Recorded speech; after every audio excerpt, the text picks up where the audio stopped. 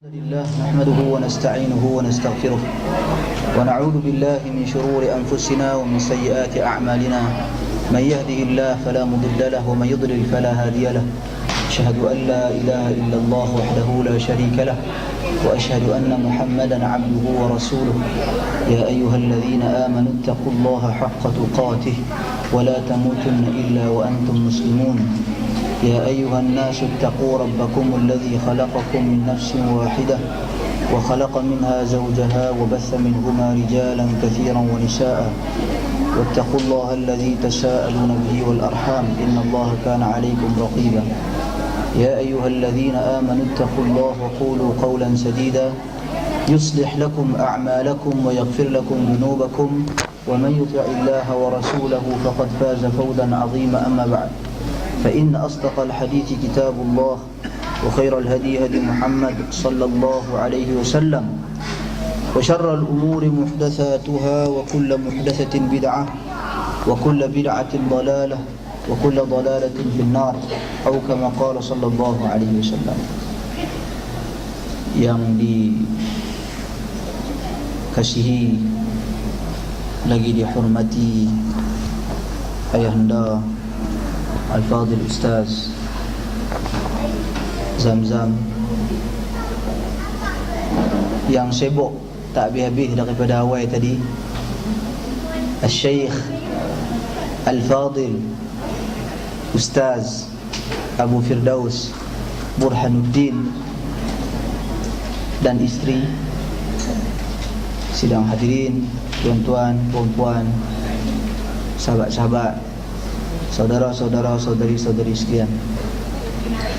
Kita dapatkan setinggi kesyukuran kepada Allah Azza wa Jal kerana pada malam ni dapat sama-sama menunaikan salatul lail, salat malam secara berjamaah sampai terlebih rakaat. Apa tak tegur? Kena tegur subhanallah ke? Tepuk tangan belakang tak dengar. Tak apalah. Ter tak apa. Tuan-tuan dan puan-puan sekalian, di mana-mana sahaja di dalam bulan Ramadan Al-Mubarak ini kita membicarakan tentang kelebihan berpuasa, kebaikan berpuasa, tujuan berpuasa, yang mana kesemuanya dalam rangka meningkatkan ketakwaan kita kepada Allah Subhanahu wa taala. Pada malam ini saya nak kaitkan sedikit dengan izin Ustaz Zamzam, Ramadan Al-Mubarak, berpuasa di dalam bulan Ramadan Al-Mubarak dengan akidah. Dengan akidah. Petang tadi Al-Fadhil Ustaz Zamzam banyak menyentuh tentang isu-isu fiqh yang berlegar di sekitar Ramadan Al-Mubarak, isu masalah salat, masalah tarawih yang tak kunjung sudah. Pada malam ni saya nak kaitkan isu berpuasa di bulan Ramadan Al-Mubarak dengan akidah. Tuan-tuan dan puan-puan sekalian, dalam bulan yang mulia ini kita bukan sahaja membantu ataupun berusaha untuk meningkatkan mutu ibadat kita, mutu amalan kita, mutu bacaan Al-Quran kita, mutu salat kita. Di dalam bulan Ramadan ini juga kita perlu berusaha untuk meningkatkan mutu iman kita, mutu akidah kita. Di saat manusia pada hari ini jauh daripada Allah Subhanahu wa taala, bahkan amat sedikit dari kalangan manusia berlumba-lumba untuk memurnikan akidah. Amat sedikit juga daripada kalangan manusia yang faham akan akidah yang dianuti dan dipegangi olehnya. Sikit sangat. Bila kita tanya tentang akidah, jawapan yang sama akan kita dengari, la ilaha illallah. Apa maksud la ilaha illallah? Tidak ada Tuhan yang disembah melainkan Allah dan sebagainya. Bahkan penterjemahan, pentakrifan la ilaha illallah sendiri pun mereka tak mampu memberikan pengertian yang sebenarnya menurut pemahaman dan pendirian Ahlus Sunnati wal Jamaah. Tak boleh bagi dan tak mampu nak bagi. Bahkan kurang daripada kalangan manusia yang memahami pengertian la ilaha illallah. Kalau kita kembali kepada firman Allah Subhanahu wa taala, ya ayyuhalladzina amanu kutiba alaikumusiyam kama kutiba alal ladzina min qablikum la'allakum tattaqun. Wahai orang-orang yang beriman, wahai orang-orang yang beriman, telah difardukan ke atas kamu ibadat puasa sama seperti difardukan ke atas kamu, ke atas generasi-generasi sebelum daripada kamu, agar kamu bertakwa. Jadi Allah Subhanahu wa taala mulakan ayat tersebut dengan munada. Dia panggil munada. Munada ni maksud dia ayat ataupun kata-kata yang berbentuk seruan. Seruan. Yang mana adatun nida, ataupun kita katakan perkataan yang digunakan untuk menyeru itu, ya ayyuhalladzina amanu, wahai orang-orang yang beriman. Menunjukkan puasa di dalam bulan Ramadan ini sebenarnya istimewa, keistimewaan bulan tersebut khusus untuk orang-orang yang beriman. Tuan-tuan nak balik dah ke? Kalau nak balik kita ringkaskan. Kalau nak panjang lagi saya panjang lagi. Saya difahamkan sampai pukul 10.30. Boleh kan? Sebelah pun boleh. Okey. Jadi kita katakan di sini, wahai orang-orang yang beriman, menunjukkan bahawasanya Allah Subhanahu wa taala menyeru mereka-mereka yang dinamakan sebagai insan beriman untuk mendapat keistimewaan puasa di dalam bulan Ramadan al-Mubarak. Walaupun kita fahami ayat ini secara umum untuk semua manusia, tetapi kalau dilihat secara mendasar, ayat ini sebenarnya khusus untuk orang-orang yang beriman kepada Allah Subhanahu wa taala. Maka sesiapa yang nak keistimewaan bulan Ramadan al-Mubarak, dia perlu tingkatkan dan fahami iman yang mana selama ini berada di jiwanya. Kalau dia tak faham tentang pengertian iman, kalau dia tak faham tentang konsep iman, mana mungkin dia mendapat keistimewaan berpuasa di dalam bulan Ramadan al-Mubarak. Tuan-tuan dan puan-puan sekalian, pada malam ni saya nak kongsilah satu kisah yang saya yakin ramai daripada kalangan kita pernah mendengarnya. Ashabul Ukhdud. Ashabul Ukhdud.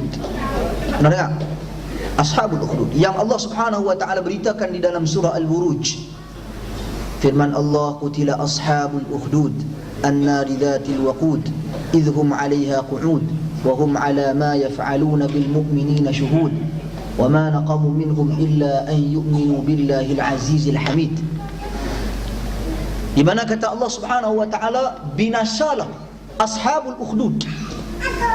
Al-ukhdud ini merujuk kepada perkataan Arab yang membawa erti parit ataupun lubang-lubang. Binasalah mereka yang menggali lubang-lubang itu. Lubang buat apa? An-nari dhatil waqud. Yang mana lubang-lubang itu mereka nyalakan di dalamnya api, bakaran kayu api, dinyalakan api di dalam lubang-lubang tersebut. Nyalakan api untuk siapa? Idhum 'alaiha qu'ud. Depa ni duduk di sekeliling lubang tu, duk tengok dalam api tersebut. Tengok apa? An-nari dhatil waqud idhum 'alaiha qu'ud wa hum 'ala ma yaf'aluna bil mu'minina shuhud. Mereka melihat perbuatan mereka, siksaan yang mereka berikan kepada orang-orang yang beriman. Orang yang beriman, mereka tengok, mereka masukkan orang yang beriman ke dalam api tersebut, ke dalam lubang tersebut yang dinyalakan dengan api. Tuan-tuan dan puan-puan sekalian, wa ma naqamu minhum illa ay yu'minu bil azizil hakim. Tidaklah mereka lakukan siksaan tersebut kecuali kerana orang-orang ini beriman kepada Allah Subhanahu wa taala. Siapa dia ni, orang ni orang kampung mana? Tuan-tuan dan puan-puan sekalian, Nabi SAW ceritakan tentang ashabul ukhdud dalam hadis yang diriwayatkan oleh Imam Ahmad ibn Hanbal di dalam musnadnya dengan sanad yang sahih. Nabi cerita panjang. Kalau baca hadis itu ada lebih kurang dalam 2 muka surat lebih. Ringkasnya cerita dia, satu zaman kata Nabi SAW, di satu tempat, kalau dilihat kepada tafsir Al-Imam Ibn Kathir, beliau menjelaskan tempat berlakunya peristiwa ashabul ukhdud ini adalah di Yaman. Di Yaman.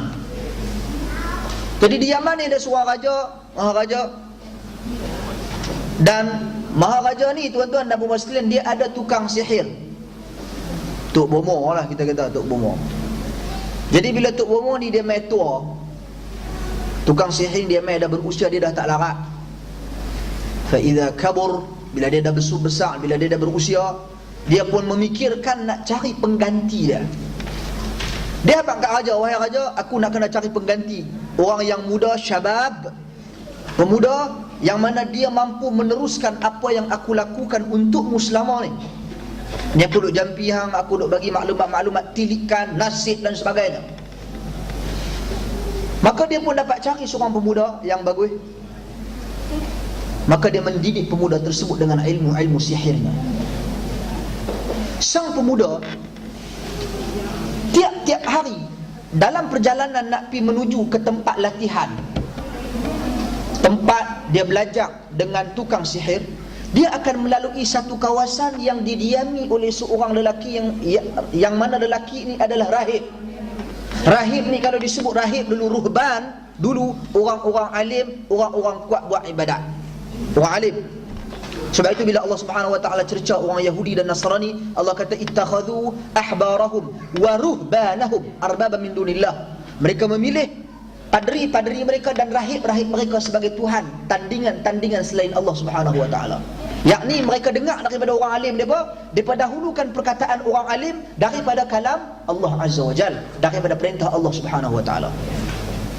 Tu padri-padri ataupun rahib-rahib dulu. Jadi rahib ni adalah orang yang berilmu.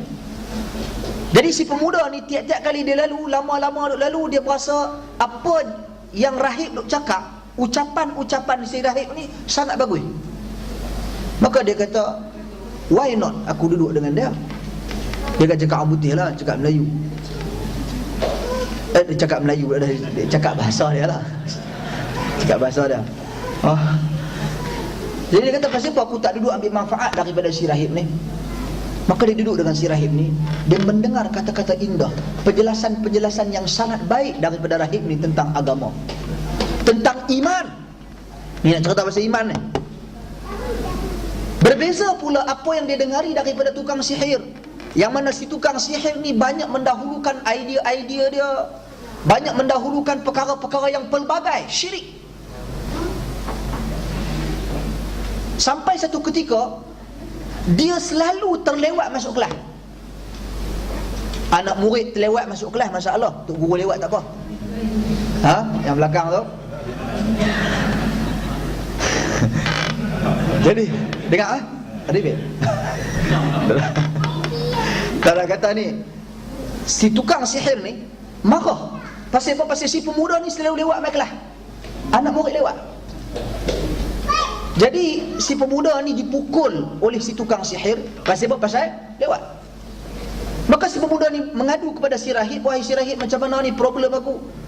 Kalau aku duduk lama dengan hang, yang mana hang ni aku nak duduk, kalau boleh duduk lagi lama. Tapi dah tukang sihir dah pukul aku pula. Pasal aku dah sign kontrak dengan dia untuk nak jadi anak murid dia, nak menggantikan tempat dia suatu hari nanti di sisi raja. Maka si rahib berkata, macam ni lah, kalau sekiranya selepas daripada ni tukang sihir marah, bagi tahu dekat dia, qad habasaka ahluka, sesungguhnya telah menahan kamu keluarga kamu. Maka dia pun habaq kat tukang sihir lagu tu. Tukang sihir tu pun kata, tak apalah kalau keluarga hang tahan, tak apa. Masalah pula seterusnya, dia menghadapi isu yang sama pada ahli keluarga dia. Dia lewat juga. Pasal dia lewat bertemu dengan tukang sihir, jadi dia lewat bertemu dengan ahli keluarga. Maka dia mengadu hal yang sama kepada si rahib. Si rahib kata, hang bagi tahu kat keluarga hang, qad habasaka sahir, sesungguhnya telah tahan hang ni lama tukang sihir. Tuan-tuan dan puan-puan sekalian, sampai satu hari hidup mengaji lama, banyak dah ilmu daripada tukang sihir dia dapat, ilmu daripada si rahib dia dapat. Sampai satu hari on the way, dalam perjalanan dia nak pergi mengaji, nak pergi belajar, dia bertemu dengan seekor binatang yang besar. Ad-dabbah disebut di dalam hadis ad-dabbah al-azimah, iaitu satu binatang yang sangat besar, yang mana dia mengganggu laluan dan jalan manusia. Maka pada ketika itu berkata si pemuda ni, dia kata, hari ini aku berpeluang untuk menguji apakah ilmu si rahib afdal, ataupun ilmu si penyihir, tukang sihir tadi lebih afdal, lebih baik. Maka si rahib berkata, Allahumma in kana amru ar-rahib afdal, sekiranya ya Allah Tuhanku, sekiranya urusan si rahib, yakni si rahib yang ajak ilmu kepada dia ni lebih baik, min amri as-sahir, daripada urusan-urusan yakni ilmu yang diajak oleh tukang sihir, maka matikanlah binatang ni. Dia pegang batu ni, matikanlah binatang ni. Dia ambil batu, maka dia baling binatang tersebut. Binatang tersebut jatuh lalu mati. Menunjukkan ilmu siapa lagi baik? Ilmu si rahib. Ilmu si rahib, dan juga berarti ilmu tersebut adalah ilmu yang benar. Maka si pemuda ni dia pergi mengadu kepada si rahib. Dia pergi bagi tahu, maklumkan kepada si rahib. Maka si rahib berkata, Al-an anta afdal minni, sesungguhnya sekarang ini engkau lebih baik, lebih mulia kedudukanmu daripada aku. Dan lepas ini akan datang pelbagai dugaan dan ujian ke atasmu. Kemudian si pemuda ni dengan ilmu yang dia peroleh daripada si rahib ni, dia mula berubat. Dia boleh berubat orang. Dia menyembuhkan al-akmah wal-abras, orang yang kena penyakit sopak, orang yang bisu, orang yang buta, dan pelbagai penyakit dia boleh sembuh, sehingga menyebabkan dia popular dan terkenal. Sampai satu ketika orang yang dekat dengan raja, jadi disebut di dalam hadis Jalisus Sultan. Jalisus Sultan ni orang yang duduk keliling raja ni, yang rapat dengan raja, pemerintah pada ketika tu. Maka pemerintah ni dia buta. Yang rapat dengan pemerintah ni dia buta. Bila dia mendengar kata si pemuda ni boleh mengubat, maka dia pun bawa harta benda, duit banyak, pergi pujuk pemuda tu agar pemuda tu ubat dia, bagi mata dia celik elok balik. Pergi berapa kali dia kata, tolonglah ubat aku. Pemuda dia kata, aku tak mahu. Sampai dia kata, tolonglah juga ubat aku. Kata pemuda ni, Allahu syafi, Rabbi huwa syafi, Tuhanku yang bagi sembuh, bukan aku. Syarat aku nak ubati hang mudah saja. Syarat dia adalah engkau beriman dengan Tuhanku. Beriman dengan Tuhanku, baru aku diubah. Baru aku boleh berdoa kepada Allah Subhanahu wa ta'ala, Tuhanku, agar Allah Subhanahu wa ta'ala sembuhkanmu. Maka lelaki ini berkata, si buta ini berkata, amantu bi rabbik, aku beriman kepada Tuhanmu. Maka si pemuda berdoa kepada Allah Subhanahu wa ta'ala, dan Allah kabulkan permintaannya, doanya. Si lelaki tadi yang rapat dengan raja pemerintah tadi sembuh mata dia dan dia boleh celik kembali. Maka dia pun telah beriman kepada Allah Subhanahu wa ta'ala, telah beriman kepada Tuhan. Dia pergi kerja seperti biasa. Si raja mana tak perasan, tuan-tuan dan puan sekalian, selama ni buta. Tiba-tiba mai celik duduk sebelah dia elok. Dia kata, siapa dia berubah? Siapa dia berubah? Dia kata apa? Rabbi wa rabbaka, Tuhanku dan Tuhanmu. Si raja ni kata, hai, hal hunaka rabb ghairi, adakah di sana ada Tuhan selain daripada aku? Maknanya si raja ni mengaku dia jadi Tuhan. Maka disiksanya orang kanan dia tadi ni dengan siksaan yang berat. Dia paksa, siapa dia ajak hang ilmu ni? Sedangkan si pemuda tadi dia pesan, sebenarnya dia pesan kepada orang yang rapat dengan sultan dan raja ini agar jangan maklumkan pada sesiapa pun benda ni. Diam, jangan abang. Tapi dah kena siksa, terpaksa abang. Si pemuda dia kata. Maka dipanggil si pemuda, ditanya, siapa dia yang buat ni? Dia kata, Rabbi wa rabbak, Tuhanku dan Tuhanmu juga. Siapa dia yang ajak? Tak mau abang. Sampai disiksa, sampailah sekali disebut nama si rahib tu pemuda. Ditangkap pula si rahib. Perkataan yang sama juga. Siapa dia yang buat ni? Rabbi wa rabbak, Tuhanku dan Tuhanmu. Kemudian raja ni dah naik angin telajak. Dia kata, tinggalkan agama ni, tinggalkan pegangan ni. Aku adalah Tuhan bagi kalian semua. Tidak ada Tuhan selain daripada aku. Si rahib tak mau tinggalkan agama. Begitu juga orang kanan dia tadi, yang mana selama ini hidup bermewah-mewahan, tetap teguh dengan iman, tak mau tinggal. Sehingga kan raja tangkap mereka berdua ini. Tangkap yang pertama sekali, orang kanan dia suruh tinggalkan agama, tak mau. dibawa gergaji daripada besi, diletakkan di atas kepala, digergaji, terbelah dua tubuh badan si orang kanan raja tadi, dan perkara tersebut sama sekali tidak membuatkan dia meninggalkan agama dia. Iman ni, cerita iman. Begitu juga didatangkan si rahib, tinggalkan agamamu. Aku tak mahu. Tak apa. Didatangkan gergaji daripada besi, digergaji dia, terbelah dua tubuh badan dia. Dia tetap tidak meninggalkan agamanya, pegangannya. Tuan-tuan dan puan sekalian, didatangkan si pemuda. Wahai si pemuda, tinggalkan agamamu. Aku tak mau tinggal. Si raja gempak dia. Si raja kata, okey, bawa pemuda ni, ikat dia, bawa pergi atas gunung yang tinggi sana, gunung yang paling tinggi. Suruh dia tinggalkan agama dia. Kalau dia tinggal, bawa balik. Kalau dia tak tinggal, tolak dia pergi situ. Lempak daripada atas gunung. Tuan-tuan dan puan sekalian, pemuda ini pergi dengan redha, pergi berjalan dengan iman, sampai dia di atas bukit bersama-sama dengan tentera raja ni, buat pergi ramai-ramai ni. Dia berdoa kepada Allah Subhanahu wa taala. Kata dia, Allahumma kfinihim bima syi'ta. Ya Allah ya Tuhanku, ya Allah ya Tuhanku, lindungilah aku dengan apa yang kamu kehendaki. Memadai kamu bagiku dengan apa yang kamu kehendaki. Buatlah macam mana pun. Apa yang Allah Subhanahu wa taala buat? Allah Subhanahu wa taala goncangkan gunung tersebut sehingga tentera-tentera raja jatuh daripada bukit. Depa yang mampu habis. Tinggal si pemuda. Si pemuda balik jumpa pemerintah, balik jumpa si raja. Bagi tahu, jumpa tadi aku di pimpinan nak bukit. Raja kata, hang hidup lagi. Depa yang mampu, aku selamat. Tuan-tuan dan puan sekalian, si raja kata, okey, tak apa. Tangkap dia sekali lagi, ikat dia, bawa pergi kat tengah-tengah laut. Naik kapal, atas kapal, tengah-tengah laut. Sampai di tengah laut, tolak bagi jatuh.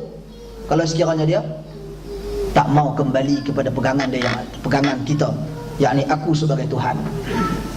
Maka dibawa pemuda, sampai di tengah laut, pemuda berdoa dengan doa yang sama, Allahumma kfinihim bima syi'ta. Ya Allah Tuhanku, aku meminta perlindungan kepadamu dengan apa yang kamu nak buat kepada mereka. Buatlah, memadai kamu bagiku, memadai kamu ke atas mereka. Dia minta kepada Allah Subhanahu wa taala. Allah Subhanahu wa taala hantar ombak lautan bergelora sehingga tentera-tentera jatuh habis daripada perahu ataupun kapal, dan pemuda itu balik elok selamat. Tuan-tuan dan puan sekalian, si raja berang, tak tahu nak buat apa, marah, macam mana ni aku nak bunuh hang. Si pemuda bagi idea, boleh hang nak bunuh aku? Senang. Cara nak bunuh aku senang saja, tak susah. Pertama sekali, hang kena kumpulkan seramai mungkin manusia, semua ahli negara ni di satu tempat. Kemudian salibkan aku, pegang ikat aku, salibkan aku. Bawa anak panah dan juga busur panah. Dan sebelum nak panah tu, hang kena baca kuat-kuat bagi semua orang dengar. Bismillahi Rabbi fulan. Dengan nama Allah Subhanahu wa taala, Tuhan bagi ghulam, yakni Tuhan bagi lelaki ini. Jadi raja pun tak fikir panjang, pasal geram nak bunuh. Dia tak fikir panjang dah. Dia kumpul semua rakyat, yang mana selama ni rakyat ni beriman kepada dia, dia adalah Tuhan. Kumpul semua di satu tempat, disalibkan si pemuda ni. Tarik anak panah, baca kuat-kuat, Bismillah wa Rabbi ghulam, wa Rabbi ghulam, dengan nama Allah Subhanahu wa taala dan Tuhan si pemuda ini. Dia lepas anak panah, kena si pemuda dan mati si pemuda. Tuan-tuan dan puan sekalian, ramai yang melihat rakyat jelata ini, kesemuanya lantas terus beriman kepada Tuhan, kepada Allah Subhanahu wa taala. Beriman terus semua. Si raja tak nampak, tak ada arah dia nak buat macam mana. Sebab tu dia korek lubang yang diberi nama Ashabul Ukhdud. Dia korek lubang tu. Dia korek lubang semua, nyalakan api. Semua hangpa masuk terjun dalam api. Kalau hangpa tak mau terjun dalam api, hangpa kena beriman denganku. Semua rakyat dia berbondong-bondong terjun dalam api kerana iman, bukan dan sembahyang apa, tak ada belajar apa semua lagi, tak ada ibadat apa lagi, pasal beriman sahaja. Tuan-tuan dan puan sekalian, sehinggakan si raja paksa semua rakyat-rakyat dia, muda, tua, anak, budak kecil dan semuanya, sehinggakan seorang wanita disebut di penghujung hadis Nabi SAW. Nabi cerita kepada kita, seorang wanita yang dia ragu-ragu, aku nak terjun ke tak terjun, nak terjun ke tak terjun. Si bayi kan, dalam bayi dia ni yang dia pegang ni, dia dengan bayi dia bercakap. Ini di antara dalam hadis Nabi ataupun di dalam agama Islam ini, bayi yang bercakap. Selain daripada Musa alaihissalam, selain daripada peristiwa Juraij, selain daripada peristiwa Nabi Musa alaihissalam, ini di antara peristiwa bayi yang bercakap. Bayi dia kata, "Ya la takhaf, wahai umatku, jangan takut." Hamba gelak, apa dia cakap betul. Dia cakap betul. Dia cakap apa dia kata? Innaki 'alal haqq, engkau wahai ibuku berada di atas kebenaran. Terjun. Anak ajak terjun dalam api. Jadi semua satu keluarga pakat terjun dalam api, tuan-tuan dan puan sekalian, semata-mata kerana menjaga iman. Ini adalah kisah Ashabul Ukhdud. Manfaat daripada cerita ni sangat banyaklah. Cuma yang saya nak fokus dalam masa yang singkat ni pada malam ni adalah tentang bagaimana satu generasi yang mana mereka ini beriman hanya dengan kepercayaan tanpa disusuri dengan amalan, tetapi keimanan mereka, kepercayaan mereka kepada Allah Subhanahu wa taala sangat-sangat tinggi. Bagaimana dengan kita pada hari ini, tuan-tuan dan puan sekalian?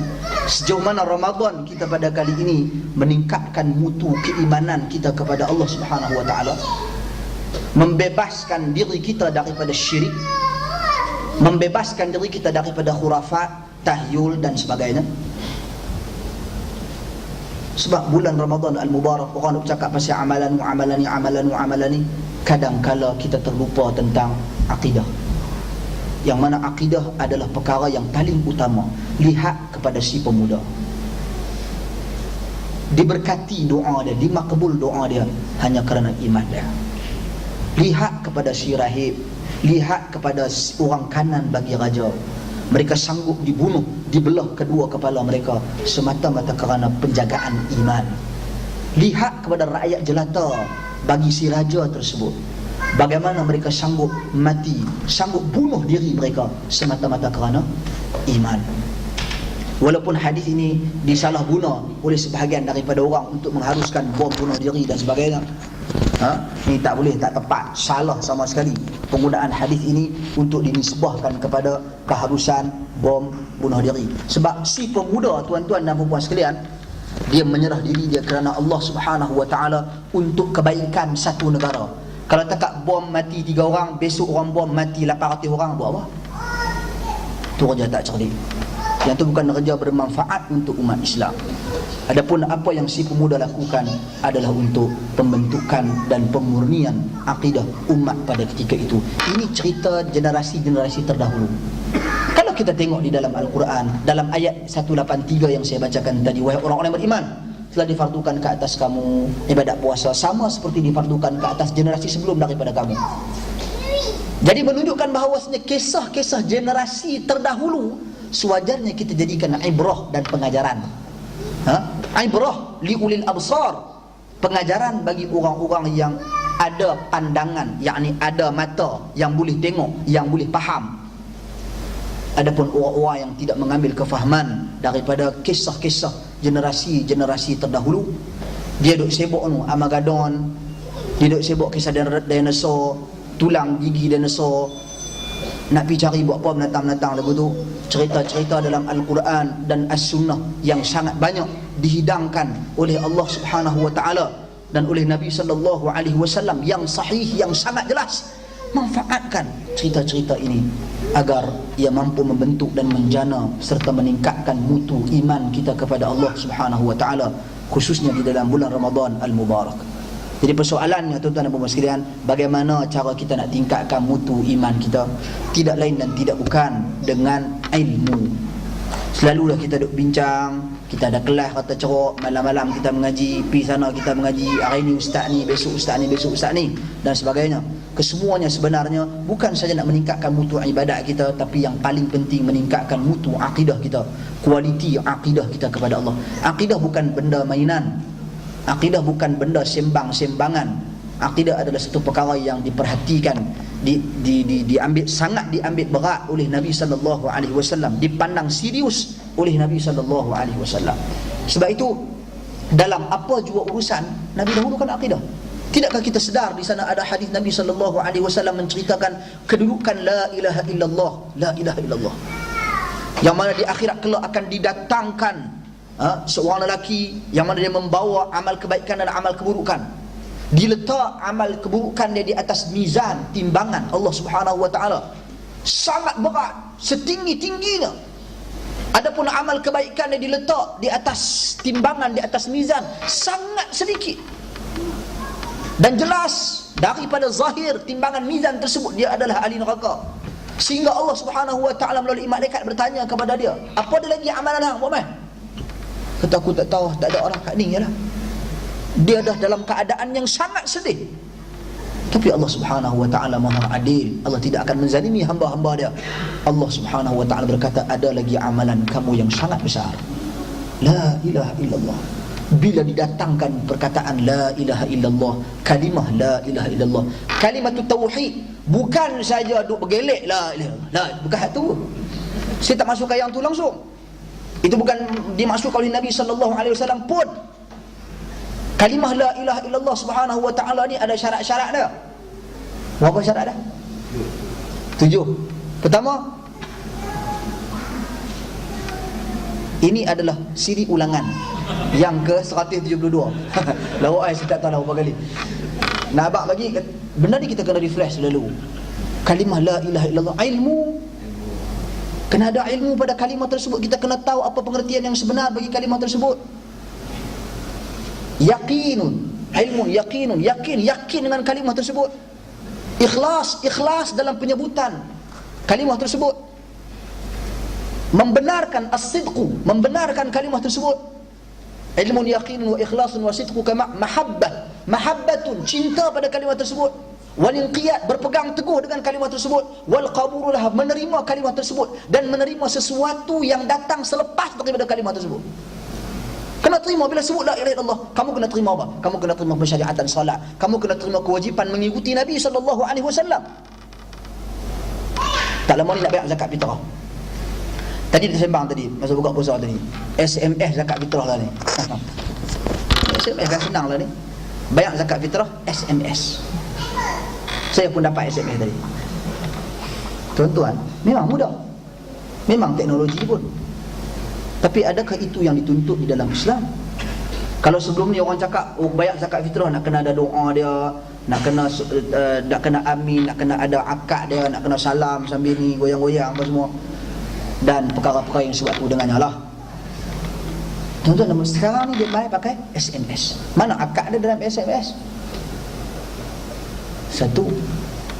Kemudian adakah cara pembayaran dengan potong duit RM7 ke berapa ringgit ke, sesuai dengan petunjuk Nabi sallallahu alaihi wasallam? Zakat fitrah ni dalam Islam secara asalnya, kalau ikut mazhab Syafi'i yang tulen, mazhab Syafi'i ni dia dah photo stat dah. Ni kita ambil hak yang original. Tuan-tuan, mazhab Syafi'i yang original. Kita bukan bercakap pasal mazhab Syafi'i saja, kita bercakap pasal perbuatan praktik Nabi zaman Nabi sallallahu alaihi wasallam lagi. Dengan apa Nabi bayar? Makanan asasi. Makanan asasi. Kalau kita dalam Malaysia makanan asasi apa? KFC. Tak, makanan asasi kita adalah beras. Dia kan masih teringin nak makan KFC 3 hari ni. Dia terkeluar. Beras makanan asasi kita, beras. Jadi bila beras makanan asasi kita, kita dahulukan benda yang boleh didahulukan. Tuan-tuan dan puan-puan sekalian, kalau kata, contoh saya bagi ya, ada orang kata, dia kata kalau bagi beras tu banyak sangat, bagi beras tu, kalau rumah orang susah reban rumah dia. Banyak sangat bagi beras, reban rumah, bagilah benda lain pula, bagilah duit pula. Tuan-tuan dan puan-puan sekalian, saya nak kata ni, benda ni benda syariat.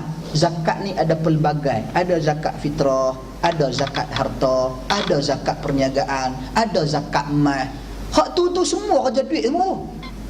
Hak ni bila Nabi SAW tetapkan. Sebab tu dalam kesepakatan ulama mazhab Syafi'i dan mu'tamad dalam mazhab Syafi'i, bahkan mazhab jumhur ulama, sama ada mazhab Malik ibn Anas ataupun mazhab Ahmad ibn Hanbal, kecuali mazhab Abu Hanifah sahaja. Ketiga-tiga mazhab ni bersepakat bahawasanya, bahkan dalam mazhab Syafi'i lebih keras, lebih tegas, tak sah kalau bayar zakat dengan duit. Mesti kena bayar zakat fitrah dengan makanan asasi. Cari makanan asasi, makanan rudi, kena berusaha untuk dapatkan. Dan benda tersebut bukannya susah pun, senang saja. Senang saja. Sebab tu saya katakan, tuan-tuan dan puan sekalian, bila kata la ilaha illallah, kita kena berusaha untuk cari benda-benda yang paling dekat dengan Allah Subhanahu wa taala, ataupun perkara-perkara yang mampu mendekatkan kita dengan Allah. Tidak akan ada sesuatu pun yang mampu mendekatkan kita dengan Allah Subhanahu wa taala melainkan petunjuk Nabi sallallahu alaihi wasallam. Petunjuk Nabi sahaja hak mampu mendekatkan kita dengan Allah Subhanahu wa taala. Lain daripada petunjuk Nabi sallallahu alaihi wasallam, kita akan jauh daripada Allah Subhanahu wa taala. Ini adalah kalimah la ilaha illallah. Jadi kita faham pada mutu kalimah ni, erti kalimah ni, yang mana di akhir sambung cerita yang kisah di akhirat kelak. Bila diletak kalimah la ilaha illallah di dalam neraca timbangan kebaikan lelaki ini, berterbangan semua amal keburukan dia. Tuan-tuan dan puan sekalian, ini kehebatan kalimah la ilaha illallah. Bukan saja untuk dihayun ataupun dihinggut. Kita pun tak dituntut menghinggut-hinggut pula. Lepas tu tak dituntutkan kuat-kuat pula. Lah ni isu dah di Penang tu, isu apa? Azan dengan speaker. Bukan azan, apa ni, baca Al-Quran dengan speaker. Boleh ke tak boleh baca Quran? Bukan speaker, mikrofon. Yang ni dibaca kuat, dipasang speaker lah, dipasang speaker kuat. Boleh tak boleh? Dia sensitif ni isu ni. Kata kat orang tu terasa, kata kat orang ni terasa. Tapi bila kalau kita nak bercakap atas dasar agama, hadis-hadis Nabi sallallahu alaihi wasallam banyak. Bagi saya, kalau orang tanya saya isu ni, pasal ada orang SMS, ustaz tak ulas ke? Sabarlah Ustaz, takkan keluar ni, kita bukan apa ni, semua isu keluar, semua saya nak cakap. Dia kena tunggu, dia kena tengok, dia kena perhati, dia kena perembang elok-elok dulu. Betul tak betul benda ni berlaku, apa permasalahan dia, kaji selidik, baru kita bagi pendapat. Hasil daripada apa yang berlaku, maknanya benda ni berlaku daripada dulu lagi. Dulu kita tak dapat suara-suara daripada jabatan-jabatan mufti, tapi tiba-tiba hari ni jabatan mufti Pulau Pinang bersuara. Tuan-tuan dan puan sekalian, benda ni saya suka rincikan permasalahan ini kepada beberapa isu. Satu, sebelum kita nak bercakap pasal hukum speaker ni, pasang Quran ni, pertama sekali, adab-adab dalam kita mendengar Al-Quranul Karim. Apa adab orang yang mendengar Quran ni? Tuan-tuan dan puan sekalian, dalam Al-Quran memang Allah Subhanahu wa taala sebutkan, wa idza quri'al Qur'anu fastami'u lahu wa ansitu la'allakum turhamun. Bila dibacakan kepada kamu Al-Quran, maka hendaklah kamu diam dan kamu memberi tumpuan, memberi pendengaran, bagi tumpuan dan diam, jangan cakap, agar kamu mendapat rahmat.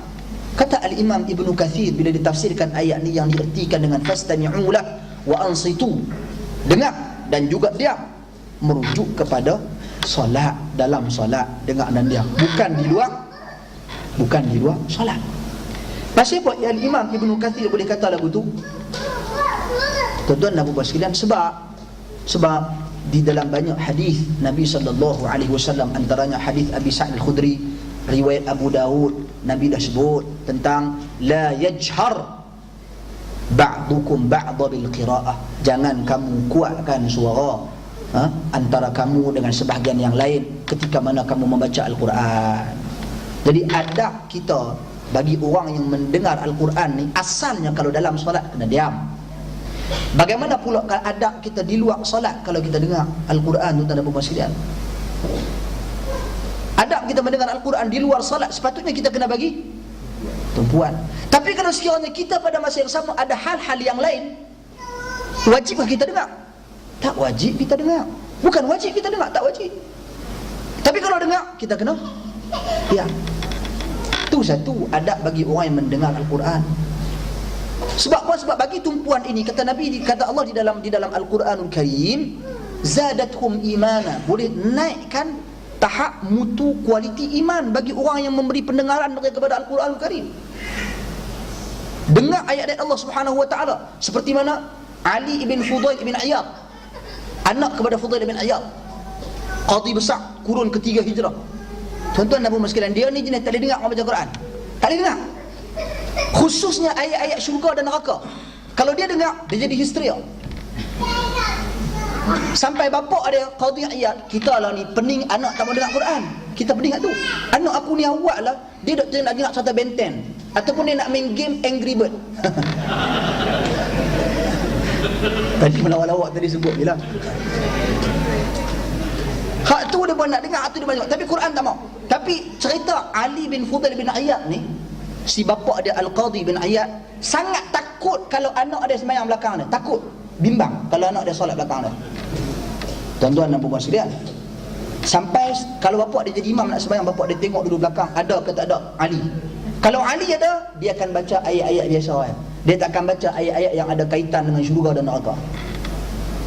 Sampai satu ketika dia tak perasan kata anak dia ada belakang. Dia pun baca surah At-Tur. Bila tengah sampai dia baca surah At-Tur, baca-baca sampai kepada ayat yang menceritakan tentang neraka Jahim, Jahannam, si anak ni menjerit belakang ni. Wah, menjerit, jatuh. Pengsan tak sedap. Mati, tuan-tuan dan puan, mati terus. Dan dia digelar, Ali ibn Fudail ibn Iyad digelar dalam sejarah qatilul Quran. Quran bunuh dia. Dalam sejarah bila sebut qatilul Quran, Ali bin Fudail bin Iyad mati pasal dengar Quran. Kita tidur keras, kita mati pasal mengantuk. Mati lain. Keadaan yang berbeza. Ini adab bagi orang yang mendengar Al-Quranul Karim.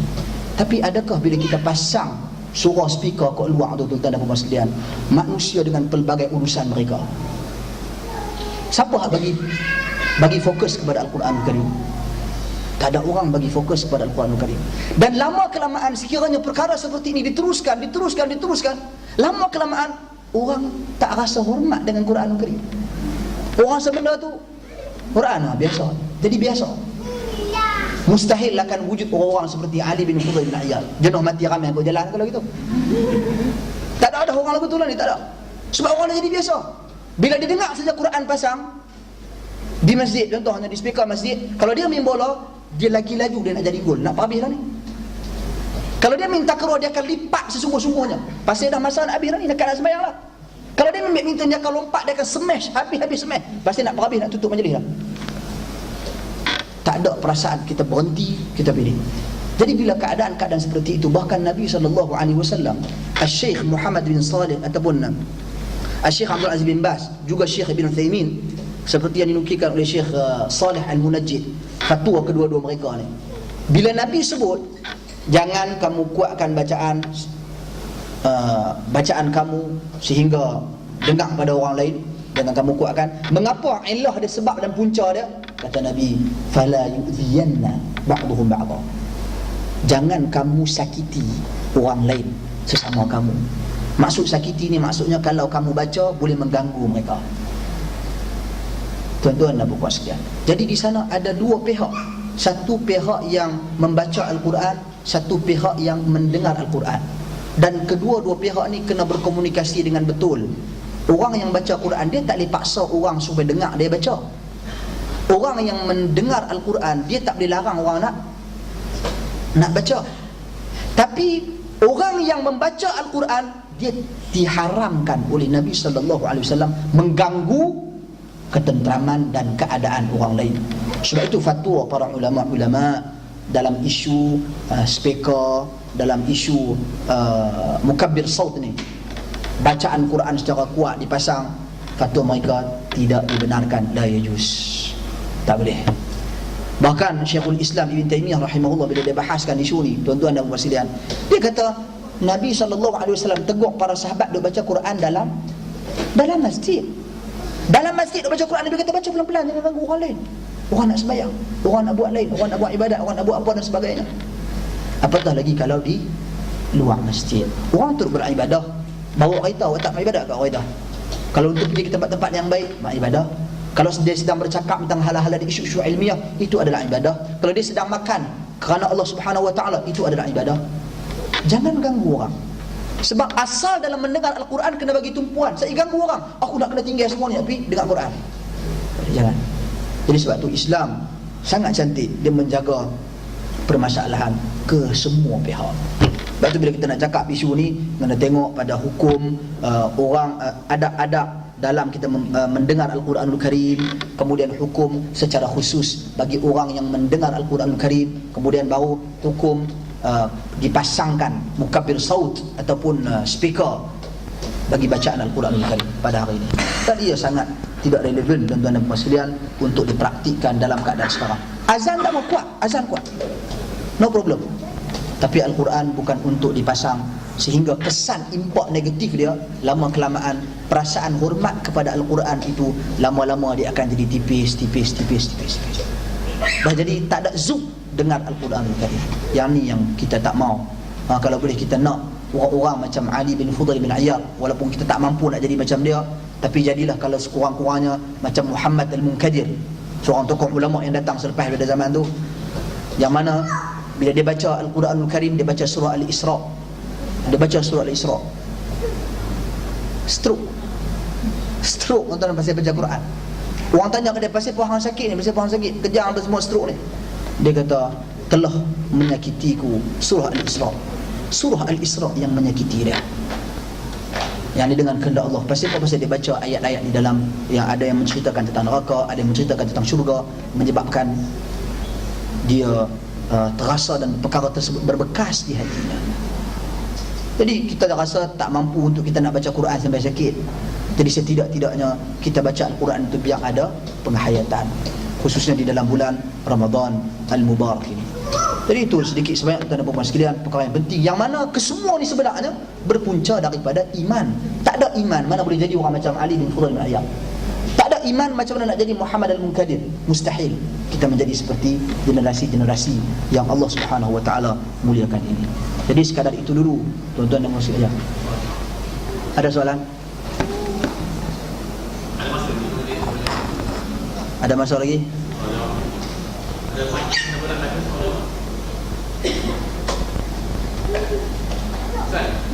Bab zakat supaya kena asasi kan. Tapi antara bab mengikut pemerintah dengan mengikut general. Pemerintah bagi asasi bang. Jadi itu supaya amil ni. Okey, amil. Isu amil. Tuan-tuan dan puan sekalian. Dia cerita dia macam ni. Bismillah. Lah ni orang duk komen banyak ni Ustaz Zakat ni. Saya pun quick sikit ya. Tak banyak sangat. Pusat zakat ni asalnya kalau kita tengok zaman Nabi SAW, kata Nabi dalam hadis jelas, tu'khadhu min aghniyaihim wa turaddu ila fuqaraihim. Diambil daripada orang yang kaya dan dikembalikan kepada orang yang miskin. Daripada kalangan mereka, yakni dari kalangan mereka. Orang kaya daripada kalangan mereka dikembalikan kepada orang miskin daripada kalangan mereka. Itu asal. Jadi kalau dilihat di situ, hikmah sangat besar. Zakat memupuk hubungan silaturahim. Dengan zakat menghilangkan rasa hasad, dengki, cemburu dan sebagainya. Itu adalah tujuan asal dia.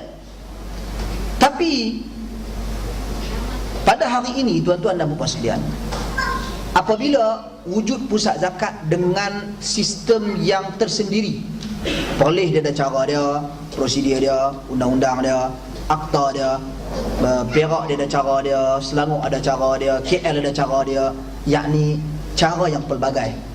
Perkara ni sebenarnya memberi kesan yang kurang baik sebenarnya pada keadaan semasa, memberi kesan yang kurang baik. Saya katakan pada hari ini apabila kerajaan ataupun pusat-pusat zakat ataupun Baitul Mal ini mewajibkan orang nak bayar zakat melalui amil, kita jangan melihat dari satu sudut saja. kita perlu melihat daripada pelbagai sudut. Baitul Mal pun asal wujudnya Baitul Mal yang diasaskan, disistematikkan oleh Umar Al-Khattab radhiyallahu an. Pasal apa dia buat? Satu kemaslahatan,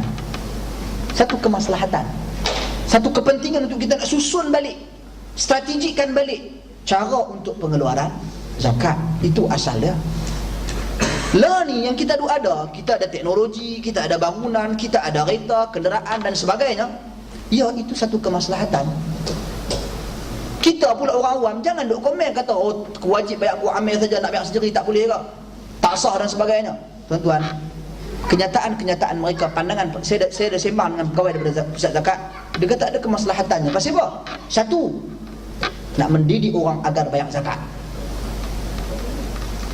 Itu yang pertama, nak mendidik orang agar bayar zakat. Sebab tu kena bayar melalui kami, baru kami tahu.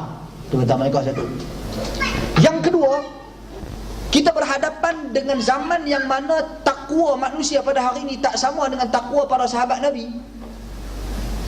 Mereka tak payah duk pergi suruh dah, tak payah duk pergi habaq hang kena bayar zakat no. Tak payah pergi habaq dah. Cukup haul, cukup nisab, mai cari pusat zakat Baitul Mal, bagi zakat. Tapi kita ini masalah dia. Atas dasar ini, kawan saya kata, maka mereka menetapkan mesti bayar ikut ni supaya kita tahu siapa bayar zakat, siapa tak bayar zakat. Bahkan kita letakkan pelbagai keistimewaan bagi orang yang bayar zakat ni. Antaranya bebas daripada cukai. Satu semangat. Jadi saya katakan, kalau kita lihat pada zaman Nabi SAW, ada kala zakat ni diberikan langsung kepada asnaf-asnaf dia. Langsung bagi, ambil langsung bagi. Dan ada kala diberikan melalui amil, khususnya di zaman Umar Al-Khattab radhiyallahu an, khususnya. Jadi kita himpunkan hal ni menunjukkan bahawasanya harus kita bayar melalui amil, memang harus labun, dan harus juga kita bagi terus. Tapi bila kita berhadapan dalam situasi hadis Nabi sallallahu alaihi wasallam yang memerintah kita agar mentaati pemerintah dalam hal-hal yang ma'ruf, kita kena ambil kira juga. Bila pemerintah suruh kita bayar zakat melalui apa? Melalui amil, kita bayar zakat melalui amil. Soal zakat kita yang lain kita nak bagi tu, tapi yang penting melalui amal kita settlekan. Bayar juga. Ustaz, tak pasti dia pergi bagi mana. Tuan-tuan, saya bagi hadis Ma'an Ibn Yazid. Ma'an ni satu hari dia pergi ke bapak dia Yazid pergi ke masjid. Si Yazid ni pergi ke masjid, dia nampak orang susah, dia berniat nak sedekah, dia bawa beberapa wang, duit dan sebagainya, dia pergi bagi kat orang tu di masjid. Dia kata kat orang tu, hang bagilah kat siapa-siapa pun hang nak bagi. Tiba-tiba si anak dia pergi masjid, si anak dia bertemu dengan orang tu pun bagi kat anak dia. Orang ni tak tahulah kata Ma'an ni bapak dia si Yazid, dia tak tahu. Maka si Ma'an ni pun balik ke rumah. Balik ni dia duduk tayang kat pak dia. Pak dia kata, ni aku bagi tadi, hang ambil apa? Aku suruh bagi kat orang susah. Mak kata, ya tak kira dia bagi aku. Dia bagi aku, hak aku lah ni.